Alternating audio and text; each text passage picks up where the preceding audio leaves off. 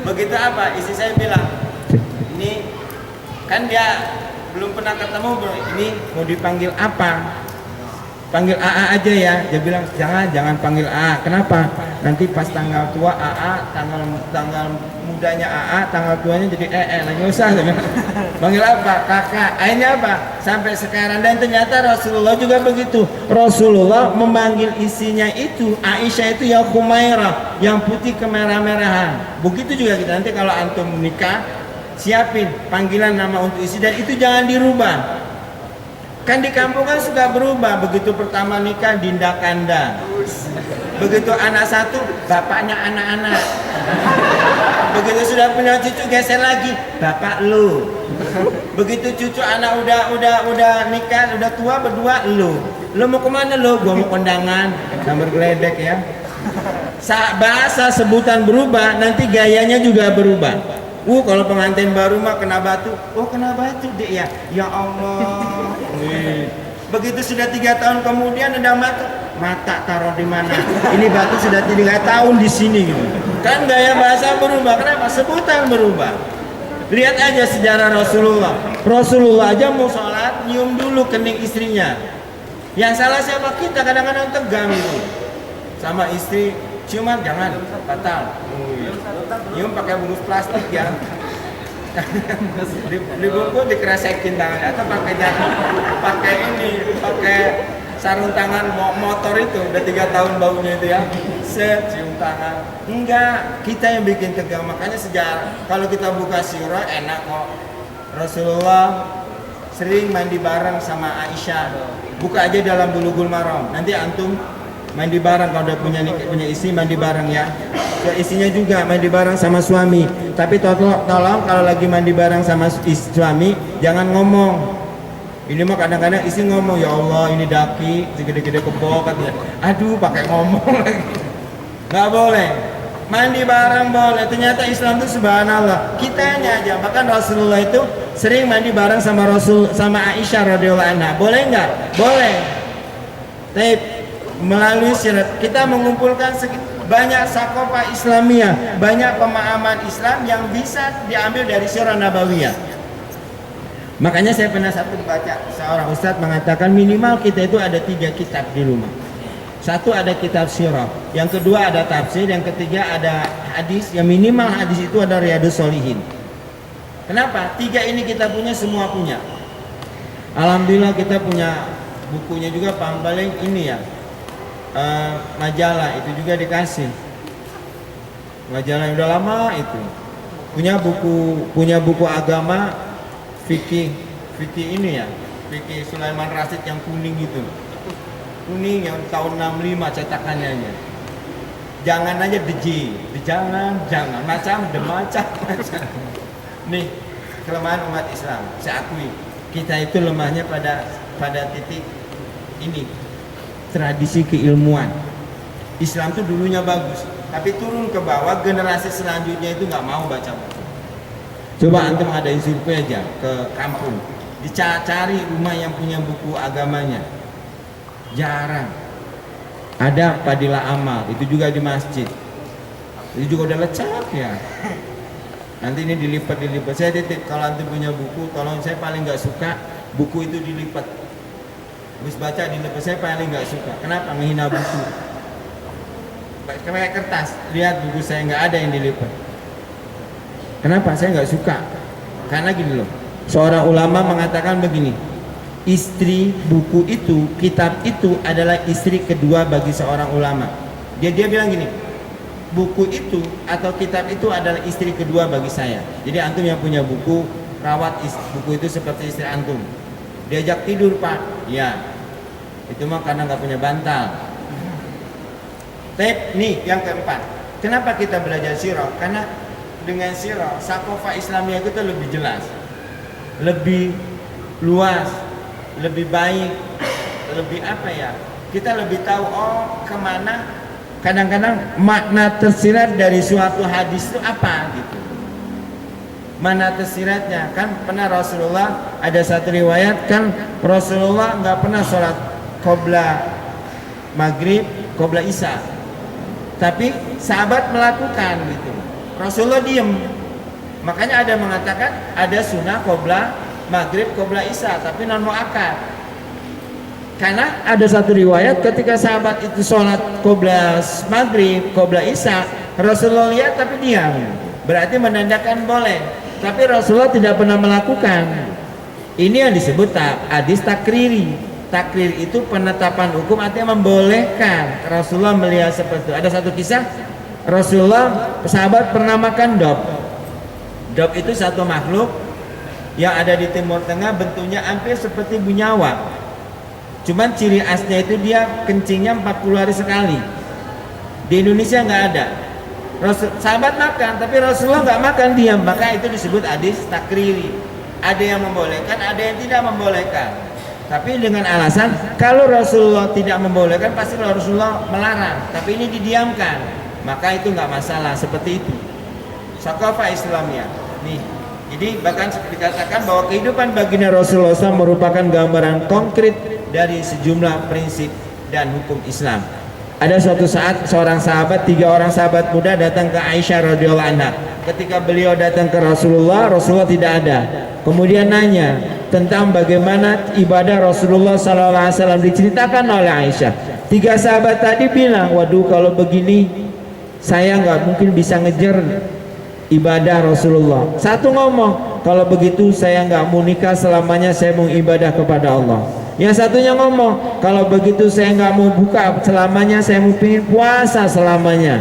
Yang satunya lagi ngomong, ini Abdullah bin Umar yang ngomong, kalau begitu saya nggak mau makan selamanya, saya pingin puasa selamanya. Kemudian 3 sahabat tadi pulang, datanglah Rasulullah ke rumah. Kemudian Aisyah menceritakan tentang perkataan 3 sahabat tadi. Begitu masuk waktu sholat, masjid, sholat, kemudian khutbah, kemudian Rasulullah nanya, siapa yang berkata kada wa kada kada? Siapa yang ngomong nggak mau nikah selamanya? Siapa yang ngomong nggak mau tidur selamanya atau mau tahajud selamanya? Siapa yang mau ngomong nggak mau makan selamanya, mau puasa selamanya? 3 maju. Kata Rasulullah, al ainul haq wal batnul haq wa alu haq. Mata itu punya hak, jadi nggak boleh kita hafal Quran atau sholat tahajud sampai nggak tidur. Al ainu haq, mata punya hak. Wal batnu haq, puasa terus juga nggak boleh. Al batnul haq, perut juga punya hak. Wa alu haq, kita nggak boleh nggak nikah karena keluarga juga punya hak. Seperti itu. Kalau kita nurutin kan yang penting beribadah kepada Allah, nggak nikah nggak apa-apa, gawat. Kalau itu ditanamkan semua kepada umat Islam, maka umat Islam ini jumlahnya semakin sedikit. Dan ini saya baca satu tulisan, umat Islam di Indonesia ini, jadi semua negara itu di Eropa, Cina, India, umat Islamnya jumlahnya naik. Yang kurang di dunia ini ternyata orang Indonesia. Umat Islam itu semakin lama, bahkan diprediksikan 2030 kita sama orang Nasrani itu sama jumlahnya. Yang di negara lain luar biasa. Cina nanti yang terbesar di dunia ini ada prediksi 2, India sama Cina. India itu Muslim sama Hindunya 40% Muslim, 50%, 60% Hindu. Jadi tinggal dikit lagi. Kok Pak di film itu India semua, kok film Hindu semua, ya itu mah produk mereka. Lagi nonton Utara dulu ya. Iya. Saya benci sama Utara. Terus terang aja. Kenapa begitu pulang belum dibuatin minum, istri belum nyuci piring, belum nyapu. Kok nggak nyapu? Nantilah nonton dulu dari jam 3 sampai setengah 6. Ya Allah, mudah-mudahan mati lampu gitu. Ternyata nggak mati lampu juga gitu. Ya, India itu ampuh, Cina apalagi. Sekarang Cina itu anak muda 30, Cina itu usia 30 tahun ke bawah, 30%-nya itu adalah Muslim. Indonesia yang bahaya. Karena sebenarnya gini, ini nggak apa-apa lompatnya. Indonesia ini salah satu program bagaimana mengkebiri umat Islam di Indonesia. Sekarang Amerika itu sudah buat 15 titik pangkalan militer di luar Indonesia, 15 titik. Cara mereka itu seperti bagaimana mereka menghancurkan Iran, Irak. Jadi Irak itu dibikin dulu pangkalan militer dulu. Begitu tinggal dibuat itu nanti tentaranya masuk. Ini Indonesia. Kemudian LGBT itu juga program mereka.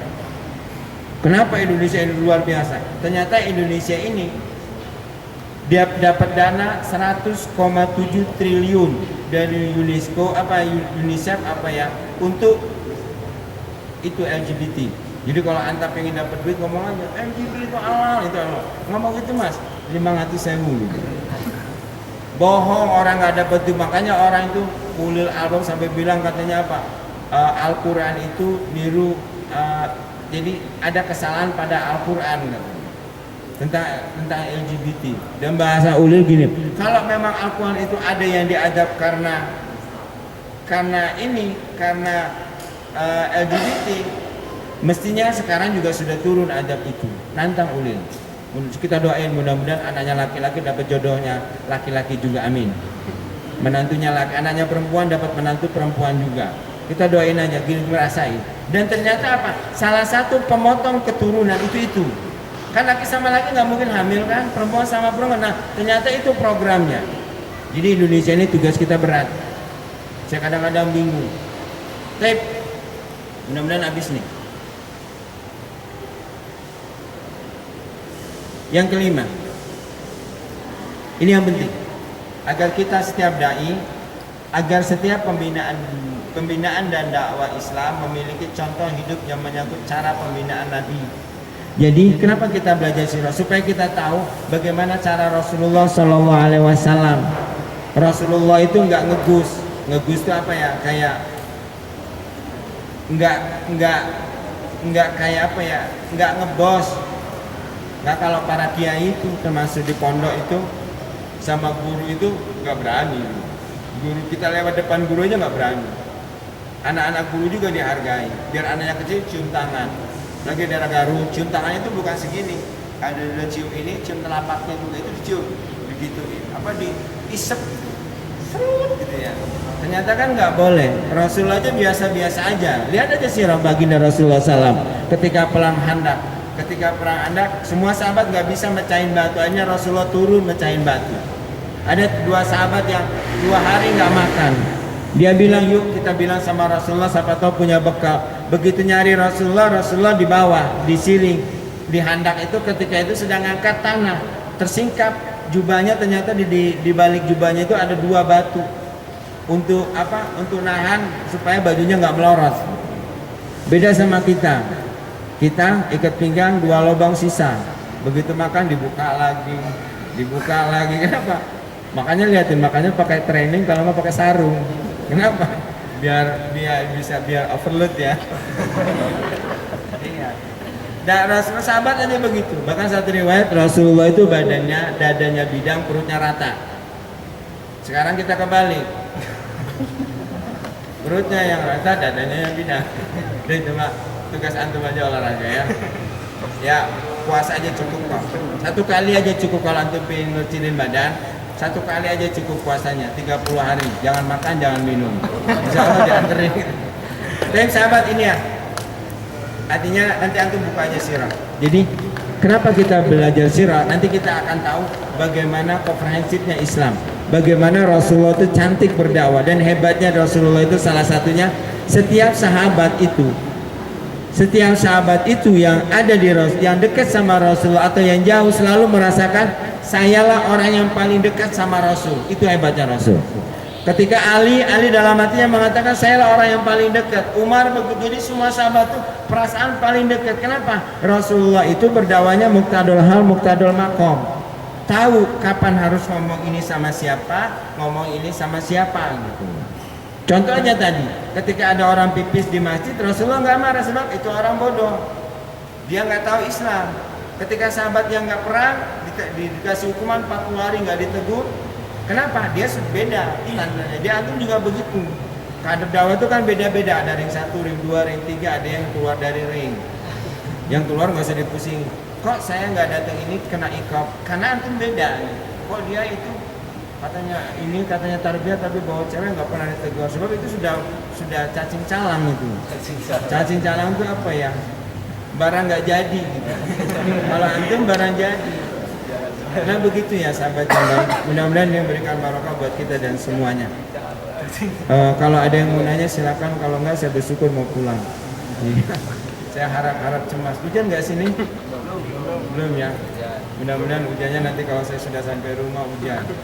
kan bisa sunah tidur ya. Saya doakan mati lampu. Terus terang, kenapa di Lampung ini program KB-nya gagal? Karena sering mati lampu. Iya. Loh iya kan? Iya betul. Sebenarnya ada ini tulisan program di kampung gagal. Kenapa? Orang mati lampu, yang nggak ada hiburan. Udah tidur sana, Umi mau tidur gitu ya. Nah begitu. Tapi kita doain ya, termasuk PLN di Lampung ini nomor 2 terburuk seluruh Indonesia. Alhamdulillah kita juara 2. Jarang loh dapat juara 2. Terburuk seluruh Indonesia. Ya nasib ya. Udah nggak apa-apa, nikmati. Silakan kalau ada yang mau nanya, kalau enggak saya berharap nggak usah ada pakai nanya ya. Ya luar biasa. Allahu Akbar. Ini penting banget berarti mempelajari sirah itu ya, kawan-kawan sekalian. Di sini punya buku sirah semua kan ya, insyaallah ya? Sudah juga membaca sirah kan? Karena katanya mahasiswa nggak baca, nggak punya buku sirah itu nggak gaul. Gitu. Jadi sekarang kita mulai gerakan kembali membaca sirah. Nah, karena romantis ya, paling romantis ya buku itu. Yang paling indah, yang paling seru ya buku itu dibanding buku-buku yang lainnya kan. Ayat-ayat cinta dan sebagainya itu. Sirah Nabawi aja. Ya sedih. Selanjutnya kawan-kawan ada yang ingin bertanya mungkin, baik dari yang laki-laki maupun yang perempuan. Yang laki-laki terlebih dahulu, silakan yang ingin bertanya, acungkan tangan. Oke.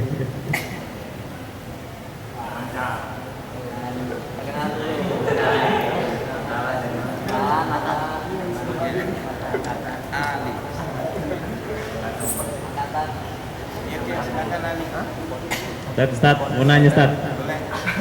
Assalamualaikum warahmatullahi wabarakatuh. Ya, mohon maaf Ustaz ya, sedikit melenceng dari pembahasan kita mengenai sirah.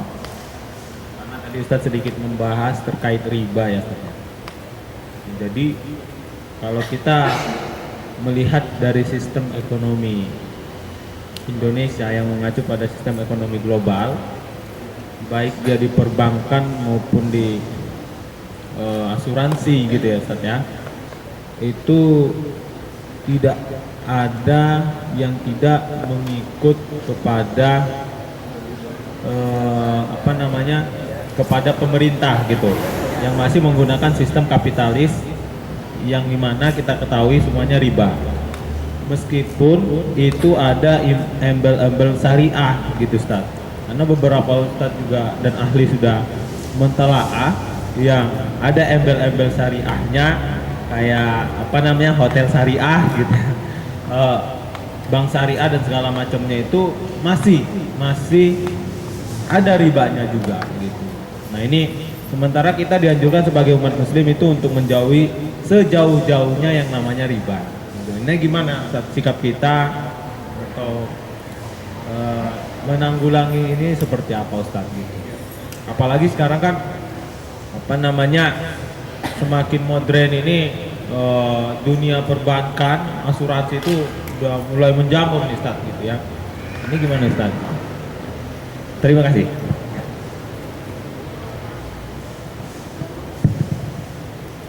Ya, pertanyaan pertama dari Kak Ali tadi. Sebut lagi ya. Ini terkait dengan dilematika lembaga syariah terhadap riba mungkin ya. Baik sahabat, yang membedakan riba bukan non riba itu bukan pada sebutan. Wih ini ekonomi syariah, ini non syariah, tapi terletak pada akadnya. Akad Islam itu punya akad. Asin ila musin antarodi saling ridho. Ridhonya ini tidak ada keterpaksaan. Misal kayak tadi lah, pinjam 1 juta, saya kasih 1 juta nih ya, uang administrasinya 50.000, akhirnya jadi 9,5, nanti dibuat 10 bulan, bayarnya jadi 110, berarti kan lebih. Ridho kita itu ridho terpaksa. Nah sedangkan di perbankan kita semua nggak ada gitu. Jadi gimana kita caranya? Nah caranya, untuk antum belum banyak pengeluaran, bagaimana caranya antum punya tabungan? Punya tabungan. Saya kenal seorang pengusaha baru 8 bulan ya, kayak sukses enggak, cuman baru aja beli mobil Mazda 8 bulan, karyawannya 20. Dia pertama dia awalnya kerja di pajak, keluaran stan kerja di pajak, kemudian dia keluar buka usaha. Dia target saya harus keluar dari riba. Ternyata harus minimal bisa. Gimana caranya mas? Ya kita usaha. Jadi dia minjem, ya dia usaha dengan seadanya. Ternyata dia bilang dengan seadanya, alhamdulillah bisa semuanya. Sebenarnya riba itu pada pola pikir. Kalau pola pikir kita, waduh kalau saya usaha nggak pakai modal, nggak bisa berkembang, kan udah langkah itu sudah salah. Hidup lu kalau nggak megang uang atau nggak ngutang nggak mungkin. Nah itu hidup juga salah. Riba itu pada itu, dan di Indonesia sebenarnya belum ada termasuk muamalat. Maaf saya juga ngisi kajian jadi muamalat belum masuk.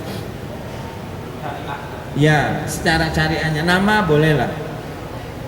Hotel syariah, kalau hotel syariah yang di itu kan saya termasuk dewan syariahnya yang di ini bukan promosi ya. Hotel syariah yang di Beranti, salah satu mencegahnya itu tamu yang masuk. Jadi setiap tamu suami laki-laki perempuan dilihat KTP-nya harus pas, kalau enggak suruh pulang. Pernah suatu kejadian namanya kecolongan, ada yang masuk, begitu dicek KTP-nya beda, akhirnya uang itu nanya sama saya, Ustaz, kita dapat uang sekian nih dari ini uang nggak kita pakai, kita berputar untuk apa Ustaz? Taruh di masjid kan haram. Akhirnya gimana? Tanya-tanya, oh akhirnya taruh di tempat umum, di jalan. Bisa ada orang bangun paving block, kita beliin semennya dari uang itu. Nah itu, cuman perputaran riba ini nggak bisa. Maka inilah kata hadis Rasulullah mengatakan, nanti akhir zaman itu dosa itu seperti debu. Kita nggak melakukan tapi kita menghisap. Ya saya di lembaga dapat ya DPU Darut Tauhid. Tapi ketika orang transfer ke BCA, Mandiri, itu kan sudah ke sana. Isi saya PNS, nggak ngomong sombong ini Ali ya. Dan gajian masuk ke Bank Lampung. Saya bilang, coba sih deh pindahin aja ke Bank Muamalat, kan namanya syariah agak mending lah gitu ya. Nggak bisa, harus ke Bank Lampung. Ternyata semua PNS kan ngambil naik, mau nggak mau. Inilah akhir zaman, kata Rasulullah. Nanti akhir zaman itu semua maksiat itu seperti debu. Kita tidak melakukan tapi kita menghisap. Dan inilah akhir zaman. Orang lain bermaksiat kita kebagian, ya kan? Para akhwat sepotong pakai celana yang ketat, ban dalamnya kelihatan, kita ngelihat ikhwan dulu. Astagfirullahaladzim, kok warnanya coklat ya? Mau nggak mau? Apalagi sekarang lebih bahaya. Sekarang bahayanya apa? Dosa ini adalah dosa syahwat. Yang LGBT itu beda cara Allah menghukum dosa syahwat sama hawa nafsu. Lihat, Allah menghukum Fir'aunnya aja sama pasukannya, rakyat Fir'aun mah enggak. Tapi Allah menghukum umat Nabi Lut, semua dibanting semua. Jadi syahwat ini cara hukum Allah itu jauh lebih bahaya. Hanya diratakan ayahumullah bi'iqobi, rata, beda kalau syahwat. Nah ini perjuangannya Aliyah. Mudah-mudahan nanti antum bikin Bang Ali.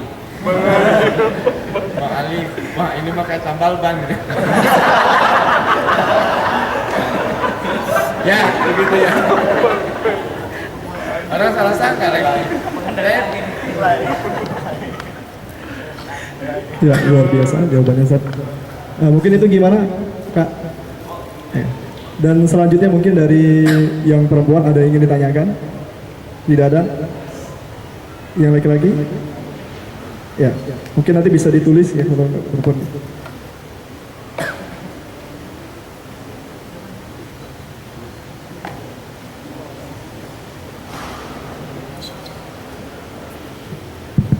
Assalamualaikum warahmatullahi wabarakatuh. Ustaz, saya pengen nanya nih, pendapat antum ketika antum hidup di zaman Rasulullah dan antum di zaman masuk surga, itu pendapat antum itu gimana? Rasanya antum itu gimana? Ketika kan ada 10 orang sahabat yang di zaman masuk surga kan? Nah, itu kalau misalkan kita, antum lah coba rasanya pendapat antum itu ketika antum dijamin masuk surga oleh Rasulullah itu rasanya gimana Ustaz? Gitu. Oke. Yang kedua,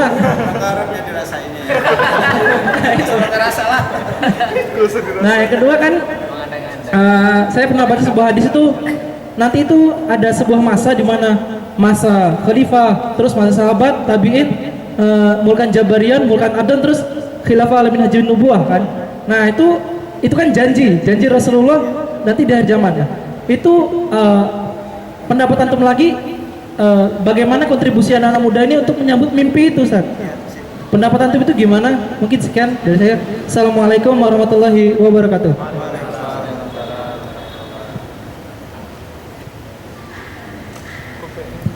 Baik, pertanyaan pertama, rasa. Kalau rasa tinggal kurang garam tambah garam. Jadi gini, bagaimana kehidupan kita kalau seandainya kita membayangkan hidup bersama Rasulullah, itu luar biasa. Rasulullah mengatakan sebaik-baiknya kurun adalah kurunku, semua amsal. Terbaiknya masa adalah masaku. Tapi jangan dikira zaman Rasulullah itu nyantai nyelpi ini sama Rasul gitu ya. Enggak ada. Justru zaman Rasul itu adalah zaman perjuangan semua. Bagaimana sahabat Sufa yang berjuang mati-matian menghafal Al-Quran, sampai ada satu riwayat sarungnya itu saking jeleknya itu isinya bisa ditarik turun gitu loh. Di atas takut cacing, di bawah takut geledek. Jadi segini. Dan sampai ada satu riwayat sahabat Sufa itu ada yang ketika karena ngapal Quran sila 3 hari nggak makan, ketika diangkat itu nggak bisa ngeratain badannya. Itu sahabat yang dijamin masuk surga. Sahabat Umar, Utsman sama. Jadi orang masuk surga itu bagaimana kepada kesusahan yang dia buat. Abu Bakar, jangan tanya Abu Bakar. Ketika Umar tuh pernah iri sama Abu Bakar. Kalau Abu Bakar itu selalu sodakonya terbaik. Ketika akan perang, ada satu pertempuran, semua sahabat ada bangiran nanti surat At-Taubah, infiru khifafa wasiqala bi amwalikum. Kemudian semua sahabat sedekah. Umar datang, ya Rasulullah, saya menyodorkan setengah harta saya. Kata Rasulullah, nanti untuk keluargamu dan kamu apa sisanya? Setengahnya lagi buat keluarga dan saya. Artinya udah paten. Datang Abu Bakar, ya Rasulullah, saya mau sedekah semua harta saya. Ya nanti untuk keluargamu, untuk keluargaku Allah dan Rasulnya. Langsung tewas kan Abu Bakar. Artinya apa? Kalau kita ngeliat enak ya dapat surga, tapi perjuangannya itu luar biasa. Luar biasa. Yang kita lihat perjuangannya, al-ujra bi tibari masaqat. Ganjaran itu tergantung kepada kesusahan yang kita buat. Utsman pernah beli sumur seharga, kalau dikurskan dengan sekarang, sumur itu jadi di Madinah itu ada sumur orang Yahudi. Setiap orang yang mau ngambil bayar.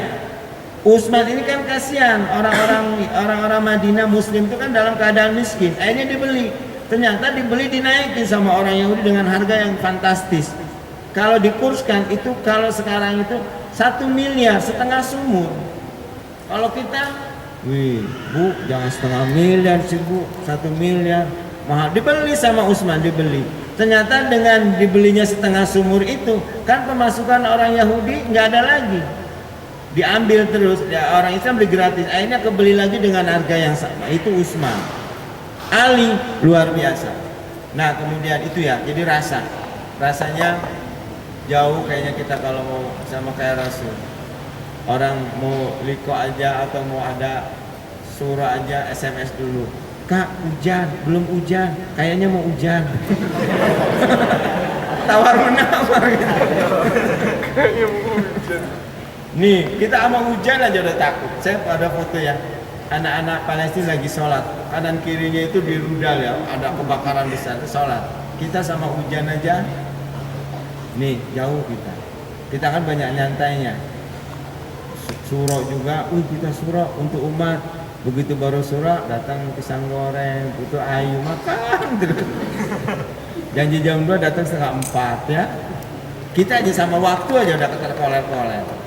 Kedua, ya Rasulullah pernah menjanjikan tidak akan terjadi kiamat sebelum kita itu akan menghadapi 5 fase. 1 khilafatun nubuwah, kepemimpinan di zaman Rasul. Kemudian khilafatu ala khulafaur rasyidin.